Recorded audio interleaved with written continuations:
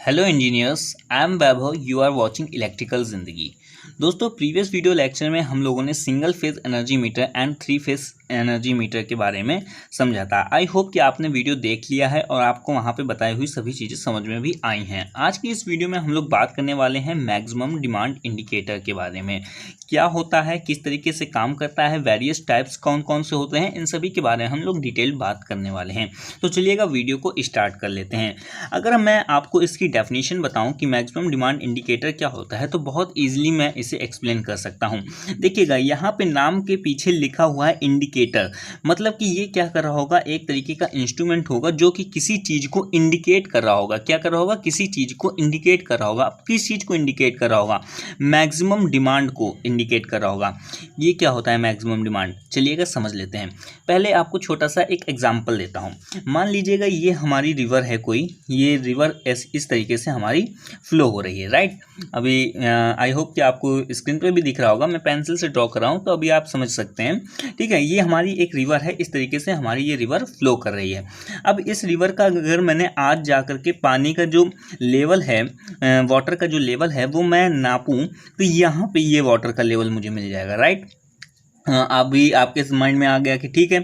अब क्या होता है कि पानी के दिन आते हैं, मतलब कि बरसात के दिन आते हैं और इस रिवर का जो वाटर लेवल है वो हमारा इंक्रीज हो जाता है और यहाँ पे इतना लेवल पे ये पानी जो होता है वो फ्लो होने लगता है।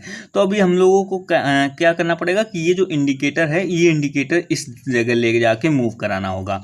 तो यहाँ से क्या पता चल रहा है कि पानी का जो स्तर है वो किस तरीके से बढ़ रहा है। ठीक है, यही तो पता चल रहा है ना, इंडिकेशन यही तो दे रहा है ना। ये जो स्केल मैंने लगाया हुआ है यही तो इंडिकेट कर रहा है कि पानी का स्तर बढ़ गया या घट गया है। इसी तरीके से हमारे इलेक्ट्रिकल में भी एक तरीके का इंडिकेटर यूज़ करते हैं जिससे हम लोग पता करते हैं कि कंज्यूमर की जो डिमांड है वो बढ़ रही है या फिर घट रही है या फिर कॉन्स्टेंट है। ठीक है, चलिएगा ये समझ लेते हैं कि ये कैसे काम करता है इलेक्ट्रिकल में। देखिए क्या होता है कि हमारे जो डिस्कॉम्स होते हैं वो इलेक्ट्रिसिटी का डिस्ट्रीब्यूशन करते हैं। अब वहाँ पे कोई कंज्यूमर गया, कंज्यूमर जा करके वो बोला कि मुझे 1 किलोवाट का मीटर चाहिए, एनर्जी मीटर चाहिए। मेरे घर में 1 किलोवाट की क्षमता का एक एनर्जी मीटर मुझे लगवाना है। तो डिस्ट्रीब्यूटर ने क्या किया, डिस्कॉम्स में ने क्या किया कि इसको एक एनर्जी मीटर 1 किलोवाट का दे दिया। पर अभी क्या करता है कंज्यूमर कि अपने 1 किलोवाट का जो इसकी डिमांड है उससे ज़्यादा ये यूज़ करने लगता है, या फिर आप कह सकते हैं 1.2 किलोवाट ये यूज़ करने लगा, या फिर आप कह सकते हैं कि 1.5 किलोवाट यूज़ करने लगा, या फिर आप कह सकते हैं कि 2 किलोवाट ये यूज़ करने लगता है। ठीक है, तो ऐसे में क्या होगा कि इस जो कंज्यूमर ने 1 किलोवाट की डिमांड की थी, पर ये क्या कर रहा है कि इससे ज़्यादा ये यूज़ कर रहा है, पावर का कंजप्शन ज़्यादा कर रहा है। तो ऐसे में डिस्कॉम के द्वारा इस पर कुछ पेनाल्टी लगाई जाएगी। इस पर कुछ पेनाल्टी लगाई जाएगी। लेकिन ये डिस्कॉम को कैसे पता चला कि कंज्यूमर ने हमारे 1 किलोवाट की डिमांड की थी बट अभी ये इतना यूज़ कर रहा है, इतना अपने डिमांड से ज़्यादा यूज़ कर रहा है एनर्जी का। तो ये पता चलता है मैक्सिमम डिमांड इंडिकेटर के थ्रू। ये कैसे काम करता है, किस तरीके से इसका कंस्ट्रक्शन होता है, इसके बारे में हम लोग समझेंगे अभी आगे की वीडियोस में।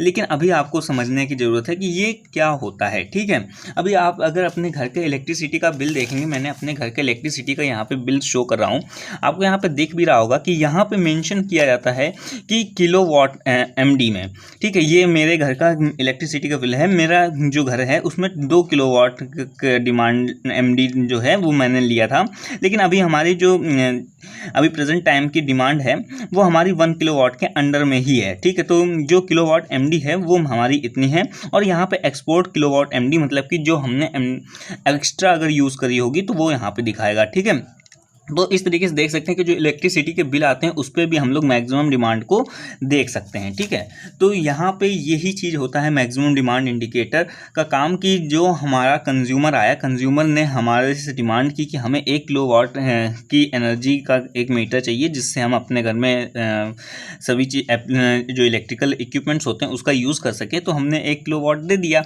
पर अभी उसने क्या किया कि 1 किलोवाट के बदले वो ज़्यादा इलेक्ट्रिसिटी का कंज्यूम कर रहा है। तो उस पर क्या करेंगे, एक प्लांटी लगाएगा डिस्कॉम।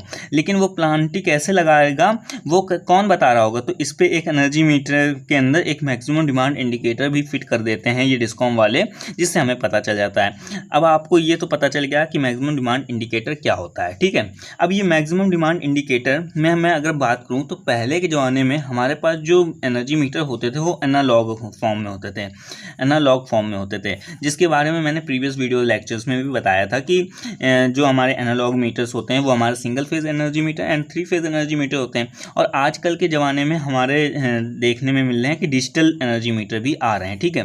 तो इन दोनों में ही अलग अलग तरीके के इंडिकेटर हम लोग यूज़ करते हैं। एनालॉग में हम लोग बात करेंगे, एनालॉग में हमारे 2 तरीके के इंडिकेटर्स यूज़ किए जाते थे और डिजिटल में अलग तरीके के होते हैं। वो डिजिटल में आपको पढ़ने को मिलेगा, हालांकि ये हमारा सब्जेक्ट नहीं होता है, पर डिजिटल मीटर के बारे में आगे की वीडियोस में मैं ज़रूर आपको बताऊंगा, ठीक है। फिलहाल जो एनालॉग हमारे मीटर होते हैं, एनर्जी मीटर, उसमें हमारे 2 तरीके के इंडिकेटर यूज़ किए जाते हैं, जिसमें right maximum demand indicator and second होता है हमारा मर्ज प्राइस इंडिकेटर। तो ये क्या होते हैं, किस तरीके से वर्क करते हैं, इनका कंस्ट्रक्शन क्या होता है, ये सभी मैं आगे की वीडियोज़ में आपको डिलीवर करूँगा। तो इसके लिए आपको बने रहना है हमारे साथ में। चैनल को सब्सक्राइब कर लीजिएगा अगर सब्सक्राइब नहीं किया है तो जो मैं आगे की वीडियो आपको डिलीवर करूँगा तो वो आपको पता चल सकेगी, ठीक है। और अगर आपके माइंड में कोई भी डाउट एंड क्वेरी होती तो वो भी आप मुझसे पूछ सकते हैं। आज की वीडियो में बस इतना ही कि आपको बताना था मैक्सिमम डिमांड इंडिकेटर क्या होता है और किस तरीके के ये काम करता है और क्या क्या इसके टाइप्स होते हैं वो मैंने आपको बता दिया है। अब इन दोनों को मैं अलग अलग वीडियो में कवर करूँगा जिससे आपके मन में कोई डाउट ना हो, ठीक है। और आपको इन्फॉर्मेशन देना है कि अगर अभी तक आपने मेरा WhatsApp group and Telegram group join नहीं किया तो बिल्कुल ज्वाइन कर लीजिएगा। और अगर आपके पास AIM की बुक नहीं है तो वो भी आप डाउनलोड कर सकते हैं, लिंक मैं आपको डिस्क्रिप्शन में दे दूंगा। अगर कोई भी डाउट एंड क्वेरी या फिर वीडियो के रिगार्डिंग सजेशन होती तो आप मुझे बता सकते हैं मेरे सोशल मीडिया अकाउंट में, लिंक आपको सभी को मैंने डिस्क्रिप्शन में मेंशन कर दे रहा हूँ। तो चलिएगा दोस्तों, मिलते हैं नेक्स्ट वीडियो में नेक्स्ट टॉपिक के साथ में, राइट मैक्सिमम डिमांड इंडिकेटर के साथ में। Take care, bye bye.